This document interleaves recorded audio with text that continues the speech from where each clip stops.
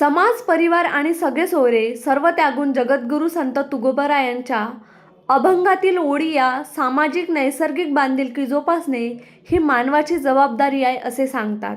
आणि हे खरे सत्यामध्ये उतरविण्यासाठी नंगपुरा मुरी येथील अनुसूचित जाती व नवबुद्ध मुलांची शासकीय निवासी शाळेच्या विद्यार्थ्यांनी ऑक्सिजन देऊन माणसांना जगविणारे वृक्षांना राखी बांधून सामाजिक सलोखा राखला आहे. निसर्ग आपला सखा आहे याची जाणीव या उपक्रमातून घडवून दिली. म्हणून संत तुकाराम महाराज यांच्या या ओळी सार्थकी ठरतात.